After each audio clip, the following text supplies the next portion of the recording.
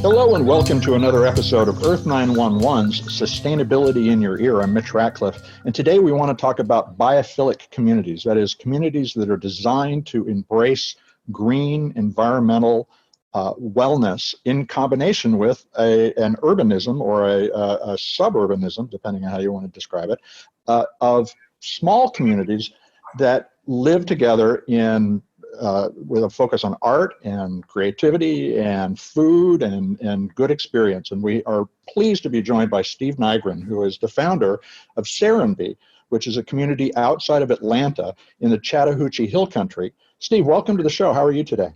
Thank you. I'm good. Happy to join. We were really interested to hear more about Serenbe after looking at the maps and the pictures of the community. You've got four sort of themed centers within this larger massive green space. Tell us about the Serenbe communities and how did this idea come to embody what you described as a wellness community, amongst other things? Well, you have to sort of understand the foundation of, I was a hospitality guy opening restaurants around the country, living in the center of Atlanta, having what I thought was the ideal life, and it was. And then a afternoon drive to expose our children to nature and farm animals resulted in us buying a historic farm. And this is right on the edge of Atlanta. It's amazing that there's this rural area that still has not been developed this close to the city. I imagined that we would come out a couple Saturday afternoons.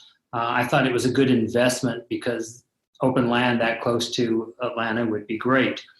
And I found the family was anxious to leave this beautiful house and gardens with pool and meeting rooms and all the trappings to come out here and stay in a shack. We had rented the historic house out because we didn't need another big house, but my wife fixed this shack in the back.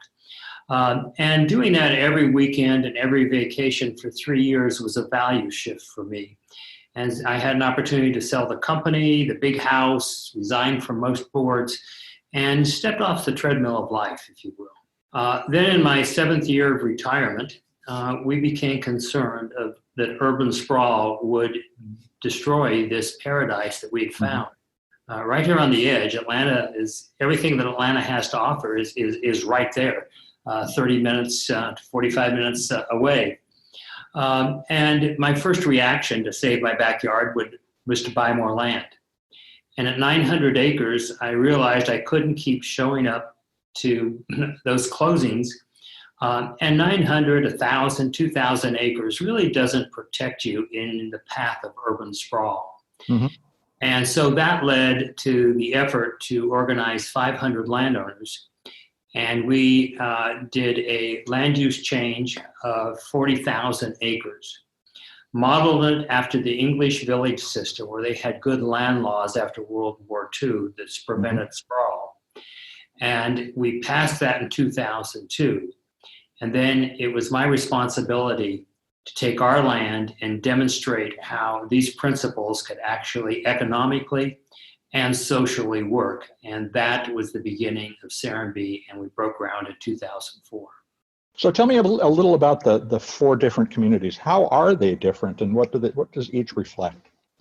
Well, we looked at our basic land plan required a connection to nature, and because of the density, it's together like, from 1930 before, which connects you to your neighbor in ways that our suburban sprawl has not. But as I looked further as to what really makes for vital communities, I found 4 pillars that we wanted to incorporate in. And that is art, agriculture, health and wellness, and education. And so as we designed our hamlets, we have designed the commercial core. So it's a group of omegas, and the center of that omega is the commercial center. And so the architecture, the lights, and spaces are designed to encourage those specific disciplines. It's not an absolute. They're not strong rules. It's purely an encouragement and the land plan and building plans encourage it. So you've attracted about 700 residents, and you also won the Urban Land Institute's first sustainability award. So how do you explain why people love this place when folks ask about Serenbe? I get that question a lot. And people initially move here for various reasons, but I believe it speaks to core values. It speaks to their heart.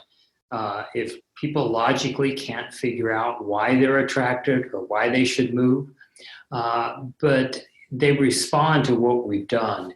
And I believe it's a yearning for a simpler life and a life that does connect us to nature and to one another, even though maybe you cannot identify that. And if we ask people who are making that decision why, it's a variety of reasons. It might be arts, it might be the fresh food, it might be all sorts of things, all ages. But if you ask anyone who's lived here 6 months, they're very clear. It is the connection to their neighbors and the immediate availability of nature. And you have 70% of the space dedicated to green space, which is just phenomenally wonderful. The idea of that much emphasis on nature is fantastic. Now, you located this in the Chattahoochee Hill Country in order to protect it, as you've explained.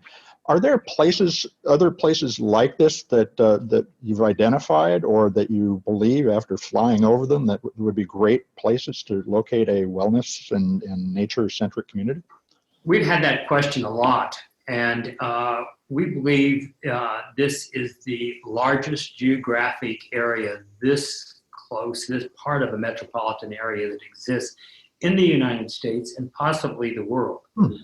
Because urban areas tend to just spread out unless they hit a natural barrier, and then if you have a mountains or rivers or oceans, you really don't consider that green space. Sure. But I think the important thing to think about is the principles here. It isn't the fact that there's 70% green space. There can be various ratios, but some of these principles can apply to infill areas. As we look at redoing some of our shopping center areas that are now closing, and even in the future, some of these big warehousing areas. So the principles of having nature and density together are the keys, and there are many things integrated into that brings about the quality of life that you'll find here at Serenbe. So what type of people thrive in the Serenbe community? Are they committed environmentalists first and foremost? Are they enthusiasts about their neighbors, the connections? Who works well in this environment? It's such a great question. And when I was first talking about what we were doing and talking about the environmental aspects, people had a tendency to ask if it was straw bale houses and everything was zoning or solar. And I realized that communities that lead with environment tend to look like attentional communities, and there's a prejudgment. And so I backed up from all of that and started talking about just having a great place to live. And if you look at all of our early marketing, we don't talk about being environmental or any of these things, but we show incredible design. And that's what we have led with. One of the big environmentalists here in Metro Atlanta, Dennis Creech, who founded Southface, he said that Serenbe has really done more than almost any of the environmental communities because we have thought leaders from various segments that move here because of the quality of life. And then they learn about the environmentalism, and then they take that into their networks.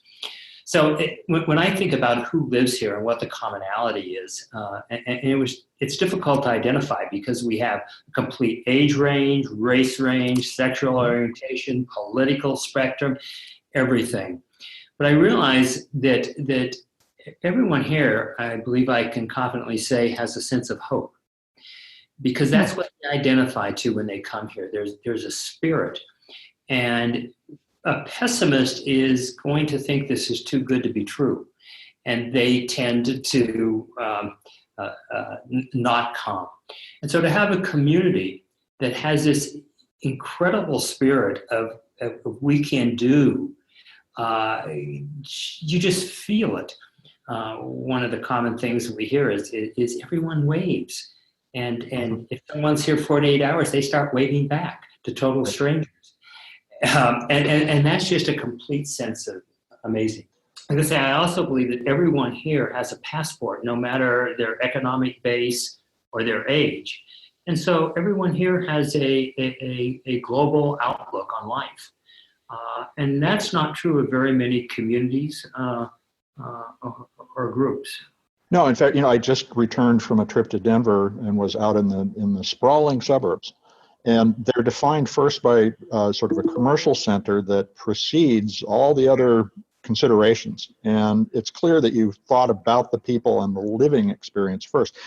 So I guess one of the questions that has come to mind is, do you describe yourself as a real estate developer, or are you a community builder? And is there a difference? Well, I think there is a big difference. And I think of myself as a placemaker. Mm-hmm. When I was in the hospitality business, we ended up doing restaurants. Coming back to the neighborhoods that had been abandoned in the 60s in the fringes around center cities. And I found that real estate was very affordable. My first restaurant was right in the center of Atlanta in part of the neighborhood that had just the stores were all boarded up. And so we became known as a people through hospitality could change a place.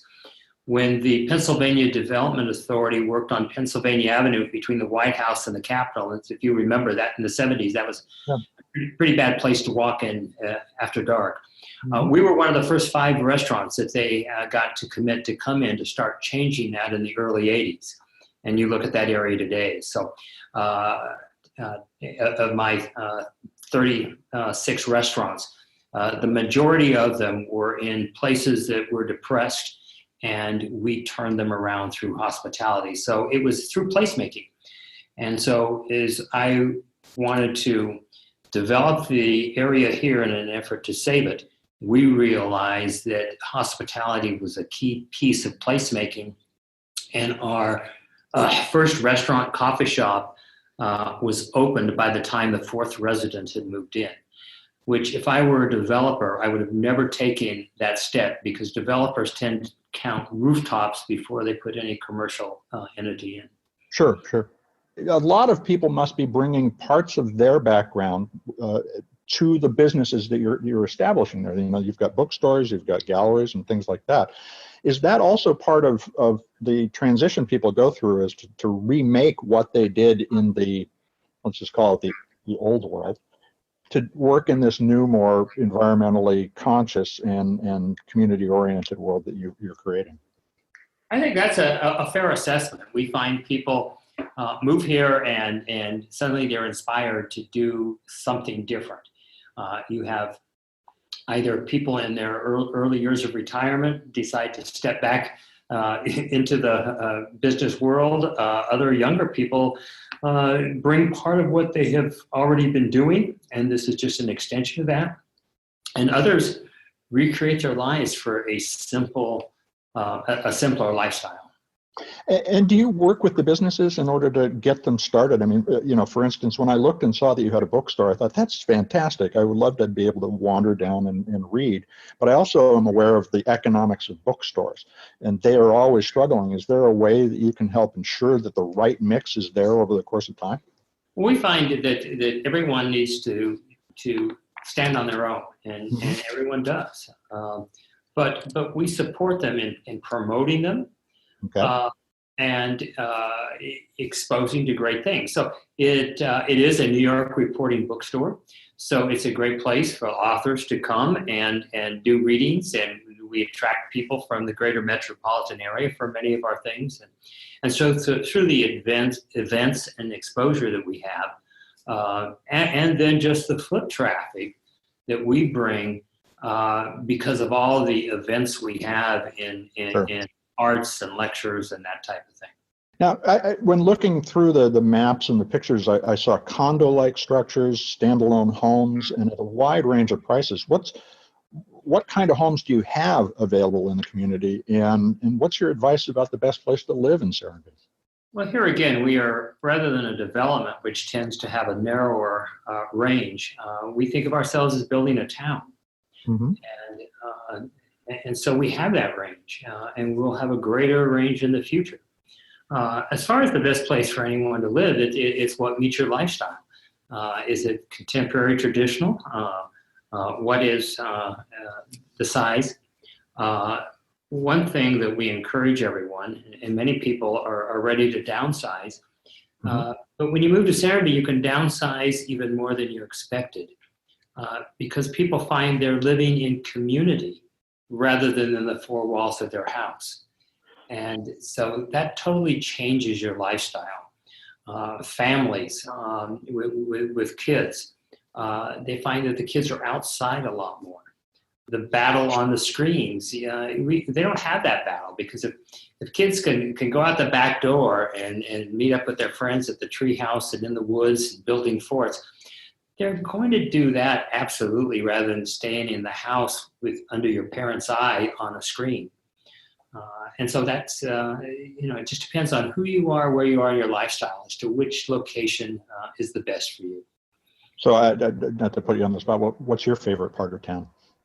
Well, I'm very fortunate that all three of the daughters that we moved out here have returned with their northern husbands to raise my grandchildren. And they each live in a different part of the community. So I must say that each part of those communities is my favorite. Well played. So, how affordable is Serenbe for somebody considering moving here? Do you mentioned the questions about solar earlier? Do some of the sustainable designs offset the cost of living in these homes? Absolutely. You've asked two good questions, and let's see if we can unpack each separately. Let's talk about the solar. The real issue is reducing demand. Mm-hmm. Right? And that's the first question we should be talking about, rather than the type of energy. It's how can you reduce the demand? So every building, every house here has to be certified in one way. We used Earthcraft certification, which is the local certification similar to LEED. In fact, they preceded LEED in certification. And they actually inspect the house a minimum of 3 times. And a well-built house, on average, reduces the energy bill by around 30 to 35% compared to the average. We also have gone from encouraging geothermal to now making geothermal mandatory. We created our own utility to do all of the upfront engineering for that, to run the lines to the building site. Mm-hmm. And geothermal reduces your heating and air conditioning costs by 50%. That equates to about 35% of your overall power bill. So with those two things, we have reduced energy demand on most of our houses by around 60 to 70%. At that point, solar becomes more economically feasible, and generally a roof size at that point can accommodate it. Solar, all houses are built solar ready, and then we leave it up to the individual. At the point. Oh, really? Okay, so you give them the option during the construction, or is it solar ready and you can add it? That's right. So at any point, solar is constantly developing and progressing, and costs are coming down. Mm-hmm. So we didn't want to lock people into doing it at the time. Where geothermal, you have to do it at the time of construction. That isn't something that's feasible later on. And so we're really moving forward in that. I think as battery storage becomes more available, we're going to see a lot more houses becoming totally energy independent. And that changes the entire issue. When you're talking about affordability, it depends on what you're comparing it to. If someone's moving here from many of your big cities, they think we're an absolute buy. Sure. And we have a complete range of prices. But I want to dive a little bit deeper into that, because this 40,000 acres on the edge of it is a small town. This entire area was not self-supporting from a tax basis, because it was mostly low income, either agriculture or this small town that really had no industry and not many jobs. Right. And so what this area needed was executive level housing that could balance the tax base, which allowed us independence. In 2007, we petitioned the state legislature and we'd become our own city for this 40,000 acres. But our neighboring city, just 4 miles from Serenbe, is the little town of Palmetto. In Palmetto, you can still buy a house for $100,000. I think average houses there are 165. Mm-hmm. So this area did not need affordable housing on that level. We needed the other extreme. But we have rental property and we have smaller houses. We have teachers living here. We have service people in the service industry. We have a complete range, and it's all tossed together. It isn't that the $300,000 places are out down this way and the $1 million are out that way. Right.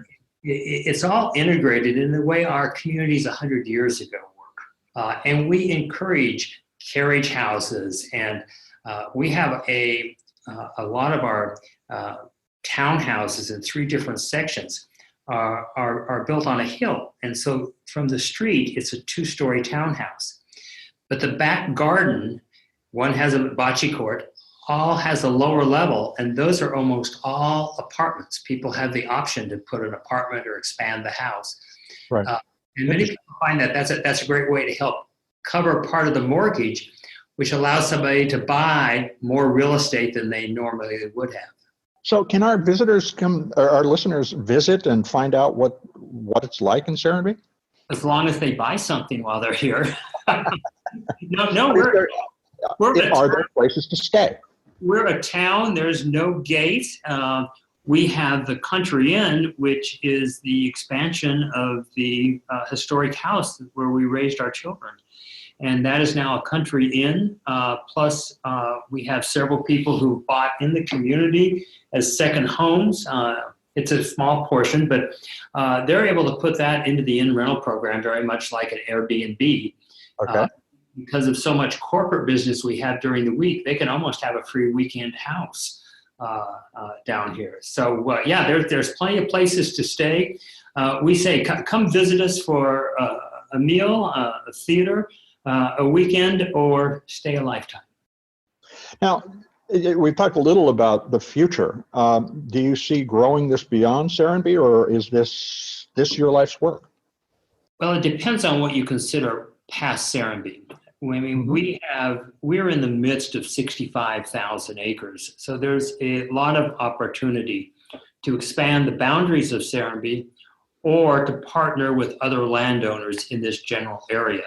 And that we will do. My family is all here in the business. My grandsons are now being raised in the business. So we'll be here for generations to come, I suspect.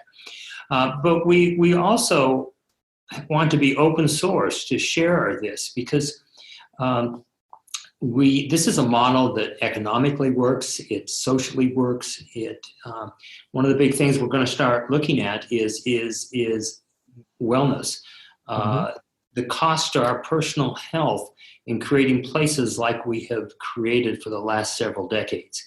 We have more people buying antidepressants than ever before. So there must be something very wrong with the places where we're designing for them to live.